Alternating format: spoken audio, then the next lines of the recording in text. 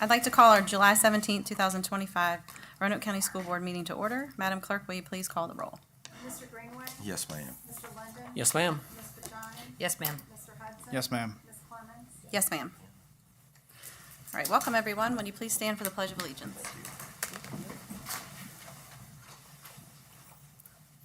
I pledge allegiance to the flag of the United States of America and to the republic for which it stands, one nation, under God, indivisible, with liberty and justice for all.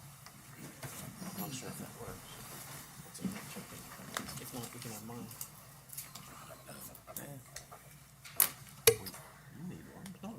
Item 2.01, announcement of changes in the agenda. We do not have any. Item 2.02, approval of agenda. Do we have a motion to approve? So moved. Second? Madam Clerk? Mr. Greenway? Yes, ma'am. Mr. London? Yes, ma'am. Ms. Bajani? Yes, ma'am. Mr. Hudson? Yes, ma'am. Ms. Clemens? Yes, ma'am. Item 3, presentations and recognitions. We do not have any this evening. Item 4.01, public hearing. A public hearing is now open regarding the proposed sale of school board parcel number 097.06-01-05.00-0000. This property is located just adjacent to the old Starkey School. Is there anyone who wishes to address the board on the proposed sale? All right, the public hearing is now closed. Item 5.01, hearing of citizens for agenda topics. We do not have any. Item 6, consent agenda. Do we have a motion to approve the consent agenda? Make a motion to approve the consent agenda as submitted. Second? Madam Clerk? Mr. Greenway? Yes, ma'am. Mr. London? Yes, ma'am. Ms. Bajani? Yes, ma'am. Mr. Hudson? Yes, ma'am. Ms. Clemens? Yes, ma'am. Item 7.01, approval of minor capital requests. Mr. Todd Kegels.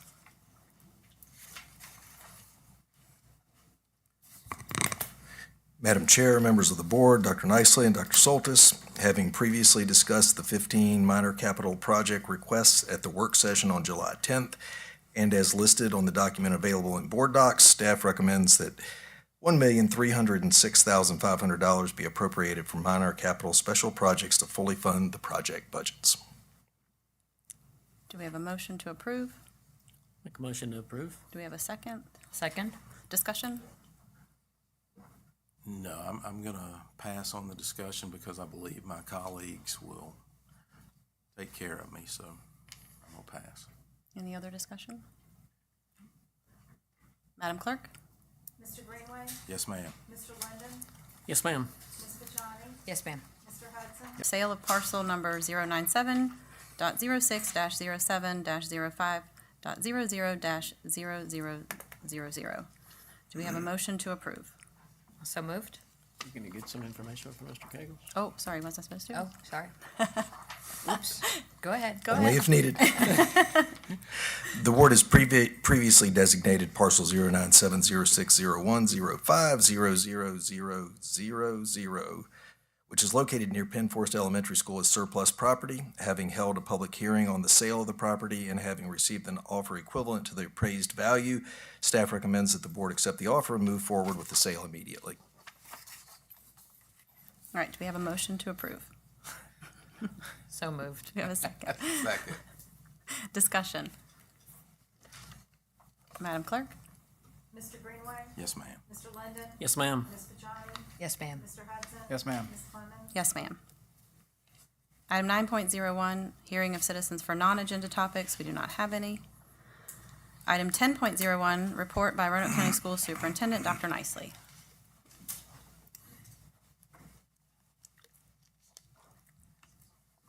Good evening, Madam Chair, members of the board. This morning, I participated in the first meeting this year of the Virginia Early Childhood Care and Education Commission, which is a 30-member commission established by the General Assembly and includes members of the General Assembly as well as multiple agencies and companies that work in the early childhood education arena. I was just appointed to this commission by Secretary of Education Gadara to serve as a superintendent representative, and it will be an opportunity to elevate the work that our schools do in the preschool arena, but also spotlight the need for increased access to early childhood education especially in rural areas and for families who struggle to afford high-quality childcare. This is an important topic for us because it supports students being able to be ready to enter kindergarten when they do so. And which leads me to our next topic. I want to thank Mr. Greenway for his efforts to highlight a current situation that's created by the federal government in not releasing federal grant funding already authorized by Congress. Withholding of these funds impacts Roanoke County schools directly due to Title II, Title III, and Title IV funds not being released, which affects areas such as staff, training, support for English language learner programs, and financial assistance for economically disadvantaged students taking AP tests.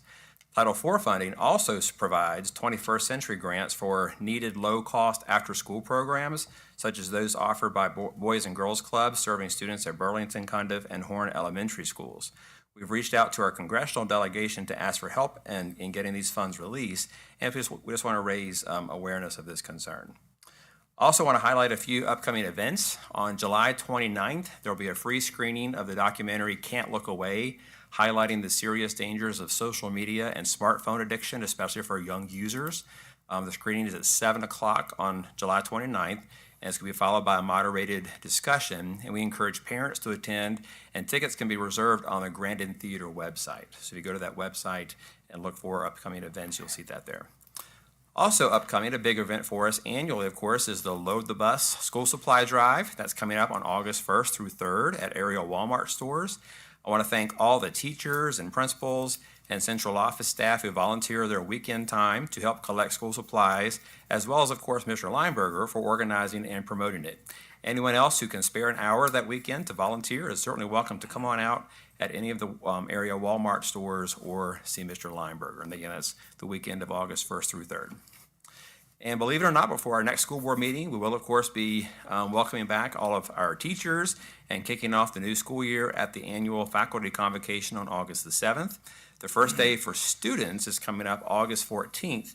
And of course, we look forward to welcoming back returning students, as well as welcoming our new students and our kindergartners. It's going to be a great school year. Thank you. Thank you. Item 11.01, reports and inquiries of board members. Mr. Greenway, would you like to go first? This may be the shortest meeting we've ever had, so I don't want to let that happen. Oh, come on. No, so going to Dr. Nicely, there's nobody here, but if anybody's listening out in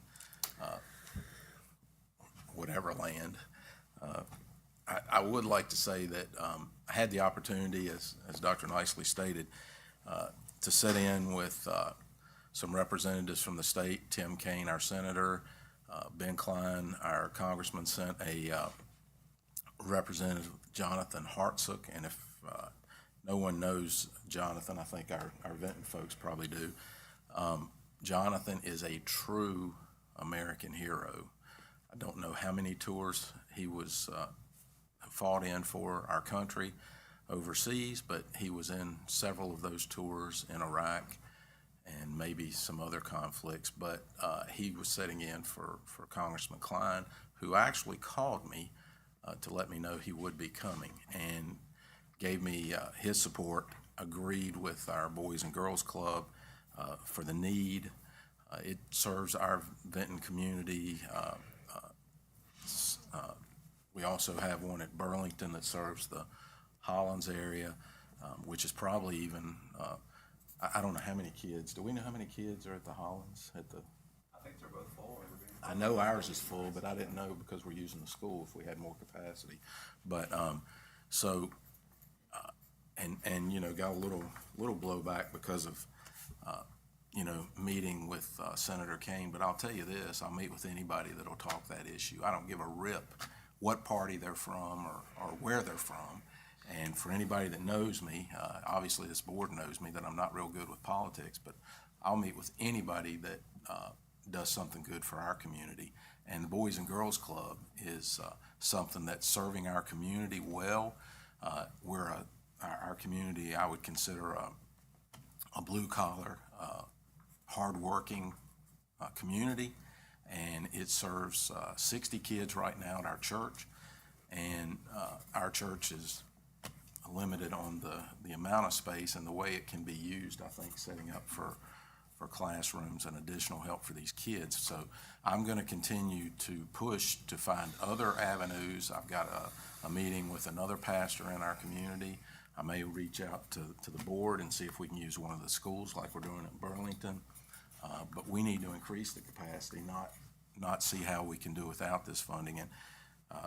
And I've got to figure out a way that we keep this funding going. So I'll speak to anybody, anytime, any place, whether they like it, whether they like who I'm talking to or not, I don't care. But that's just going to be how it is, and they're doing a great job for our community and our kids, and the personal testimonies that we heard on Saturday from some parents. It matters to have these programs. It really does. So hopefully we get that funding reinstated and everything back on track. Having said that, it is hard to believe that you come out of graduation and you start back into another school year, and our staff just does a phenomenal job, and it's just a well-oiled machine. And then we had 40 or 50 retirees. Every year that happens, and how you replace that talent is amazing. But it looks like we're geared up and just about ready to start the new year. So thank you, everyone, and look forward to getting back to work. Thank you. Thank you. Mr. Linden? Yes, thank you, Madam Chair. I too would like to extend my appreciation to Mr. Greenway and Dr. Nicely. Have made a couple calls regarding the Boys and Girls Club. That is vitally important there at Burlington Elementary School and all of our schools that have that. So hopefully we can find a way, or the federal government can find a way to support that program, because those children that come from families where they may not be able to afford after-school care, and those at-risk students really need that program. So hopefully your efforts, and I really appreciate you going to that meeting Saturday and speaking on our behalf. Hopefully we can find those funds here sooner rather than later. But just want to reiterate the August 28th event there at Northside High School, also on social media and cell phone use. Important to get that word out and get as many parents there as we possibly can. On the 29th there at Grandin Theater will be a little lead in to what we're going to do, I think, but that's going to be an important event, so hopefully that's well attended. Also, just want to extend my condolences to both Dr. McClung and Dr. Lunenberg, who both lost their dad here in the last 48 hours. So thoughts and prayers are with those families. That's all. Thank you. Ms. Fashani? So, good evening. I want to take this opportunity to announce that as we approach the start of the new school year, I'll be holding what I'm going to call open door and donuts office hours at each of our schools. So these sessions are intended to provide a platform for teachers and staff, parents, and even stakeholders to share their thoughts, concerns, ideas with me directly. I believe open communication is the key to success, and I visit the schools, but I don't always have an opportunity to sit down with folks one-on-one. Regarding the timing, I plan to hold these office hours the week before the school year starts, and I'm going to ask my wonderful clerk, Miss Edie York, to coordinate the specific dates and times to avoid conflicts with other planned teacher events that they have at the schools. And once the schedule is finalized, I'll ask that it's posted to our website, and the principals will inform me when those sessions will be. I hope you take this opportunity to share anything that's on your mind, or just stopping for a donut. Although, like I said, I tour the schools, it's really hard to meet with people one-on-one. I think this will give me a better avenue to communicate with folks. And my goal really is to support you as best as I can, our stakeholders, teachers, and staff, and I believe that starts with listening. So thank you, and I look forward to seeing anybody at those sessions. I want to say that I'm really excited about the feasibility study for the alternative school. I think that was one of the number one things that we put on our big consent agendas that we just approved. This will give us an opportunity to really look at the growth that we have here in the county to expand that program and serve all of our students in a better format. I'd like to thank Dr. Soltis for doing the hard work with the investigation of the feasibility for substance use schools. I am hoping that we can go visit. You put in a lot of work, Dr. Soltis, and this is something that I'm very passionate about. There's 3 current schools right now in the state of Virginia. It's hard to get the grant money. The grant money might not be there. We wouldn't do it unless we had the grant money, but it's something that we could do to serve our students. And these are for kids who are, struggling with substance use, and they need an education. And how can we serve them and wrap around services while they're receiving education? So one of the schools that we were talking about visiting was in Chesterfield. So I'm wondering and hoping that some of my fellow school board members would want to take that trip down to Chesterfield, see how they operate, and really get a bird's eye view of what they're doing and meet with their staff. Lastly, can we please put on our website, Mr. Lineberger, the information about Can't Look Away? I know there's a QR code to sign up, maybe a little promo for that. I don't know if that's possible or not, but I think that would be great to get people to sign up through our website and just know that it's out there. We want to pack the Grandin Theater, and it's free, and it'll be a great opportunity. If you haven't watched the trailers, go ahead and watch it. I teared up twice just watching it, so it's important information. That's it, thank you. Oh, and enjoy the rest of your summer. Thank you. Mr. Hudson? Yes, I'd like to also extend my prayers and thoughts for Dr. McClung and Dr. Lineberger. It's very hard to lose your parents like that, so keep them in your thoughts and prayers. And Dr. Nicely, be sure to let us know if there's anything we can do for them. I'd like to recognize our men's soccer state champions. I'm assuming we'll probably get them at our next meeting. We probably didn't do it this time because of summer, and it's kind of hard to get everybody together during the vacation time. But 3 years in a row, they've won state championships, so that's just amazing. Looking forward to welcoming back our teachers and staff, as well as seeing all the students back. You know, when you're having a bad day, all you have to do is stop by an elementary school, see those smiles, my day instantly gets better. So I'm really looking forward to seeing all that, and welcoming our teachers back just around the corner. Summer's almost over. I know they probably hate that, but I love it because I love going in and saying hi to everybody. I miss everybody. But on another note, something else happy, I'd like to congratulate Dr. Nicely for welcoming her grandbaby here. Was it yesterday or today, Dr. Nicely? Last night. So congratulations. I know I don't look that old, but yeah. But anyways, that's all I have. Thank you. Thank you. I just want to highlight a couple of initiatives that are underway with Roanoke County Schools that I believe should be our focus, and I'm really excited about them. It's certainly important to me. This is where I want to put my time and energy. The first is our focus on the opportunities and experiences for our high school students. Roanoke County was selected as one of 24 school groups from across the country to participate in the Future of High Schools Network. We were chosen based on the work we're doing with the Opportunity Ready graduate. So I, along with Dr. Soltis and our Deputy Superintendent and Mr. Mike Riley, Executive Director of Secondary Education, and Dr.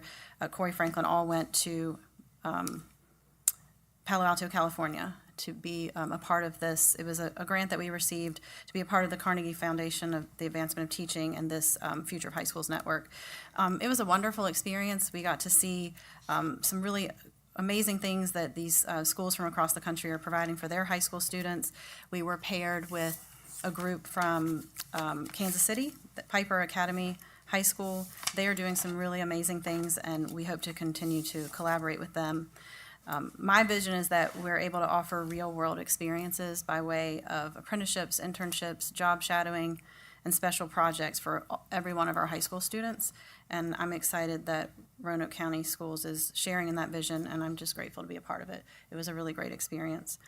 The other focus, and Ms. Fashani mentioned this as well, the feasibility study that we approved tonight is by far the best money that we're going to spend. I do think that there's a real need here. We need to expand our alternative programs for our elementary school students. It's something we've talked about for a long time. I know I've been talking about it for about a year, so I'm just so excited that we're making this a priority and we're going to start the process. This is a real step in that direction, and it's going to be great for our students. So I'm really excited about it and happy to be a part of it. That's all I have. I hope everyone is enjoying their summer. It is a little sad to think that we're on the downhill slide on the way back, but I hope everyone's having a great summer. And if there's no other business, meeting adjourned.